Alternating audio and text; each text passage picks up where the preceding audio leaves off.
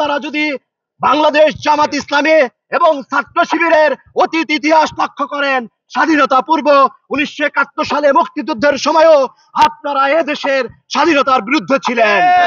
আপনারা রাজাকার ছিলেন, আপনারা আলবদর ছিলেন, আপনারা আলথাম ছিলেন, আপনারা বাংলাদেশের মুক্তিকামী জনগণকে ধরে নিয়ে গিয়ে ওই পাক হানাদার বাহিনীর হাতে তুলে দিয়েছেন।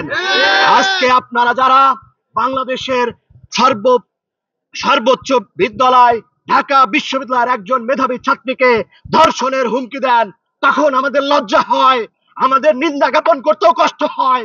আমরা বলতে চাই এই বর্তমান ইন্টারিম সরকারকে ওই যারা ধর্ষক তাদেরকে অনতি বিলম্বে গ্রেফতার করে আইনের আওতায় আনতে হবে। সাথী বন্ধুরা, আপনারা জেনে রাখবেন 5 তারিখের পরে বাংলাদেশ জাতীয়তাবাদী ছাত্র দল শাহেদ মিথুন পারভেজের নেতৃত্বে ইসলামী বিশ্ববিদ্যালয়ে যেভাবে সুসংগঠিত হয়েছে, আপনারা লক্ষ্য করেছেন বিশ্ববিদ্যালয়ের কোথাও কোনো কাজে বাংলাদেশ জাতীয়তাবাদী ছাত্র দল চাঁদাবাজি করে নাই, টেন্ডারবাজি করে নাই, ভর্তি বাণিজ্য করে নাই।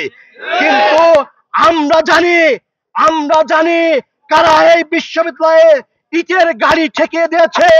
আমরা জানি ইসলামী বিশ্ববিদ্যালয়ের একজন সাব কন্ট্রাক্টরকে আটকে রেখে একটা ফাঁকা স্ট্যাম্পে কারা সই করে নিয়েছেন এবং তাদের পৃষ্ঠপোষকতা কারা করেছেন সেটাও আমরা জানি।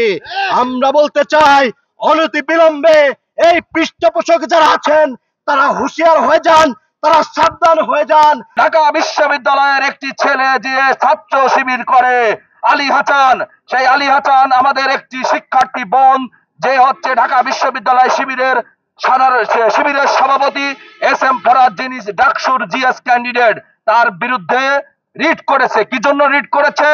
তিনি হচ্ছে ছাত্রলীগের সমাজ কল্যাণ ইনস্টিটিউটের যুগ্ম সম্পাদক ছিলেন, তার বিরুদ্ধে ছাত্রলীগ করার অভিযোগ প্রমাণিত।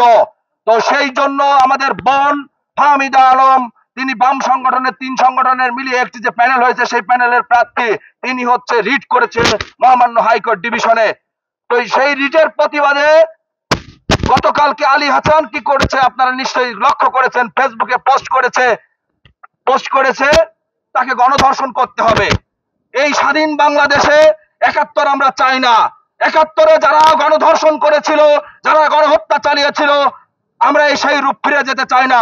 গত 5 আগস্টের পরে পতিত শেখ হাসিনা পরে আমরা এই পরিবর্তিত বাংলাদেশ চাই, যেখানে নিরাপদ ক্যাম্পাস থাকবে, যেখানে আমাদের শিক্ষার্থী ভাই বোনেরা নিরাপদে চলাফেরা করবে, নিরাপদ বিচারণ করবে। কেন এই ধর্ষণের কথা বলা হলো? যত দ্রুত সম্ভব ইন্টারিম গভর্নমেন্টের কাছে আমি দাবি জানাচ্ছি এই ধর্ষকের যেন গ্রেফতার করা হয়। ছাত্র শিবিরের এই ধর্ষকের লালন পালন বন্ধ করতে হবে। এই ধর্ষক লালন পালন করা যাবে না। ধর্ষণের রাজনীতি, অস্ত্রের রাজনীতি, দখলের রাজনীতি সারা বাংলাদেশের কোথাও কোনো ক্যাম্পাসে চলবে না ইনশাল্লাহ।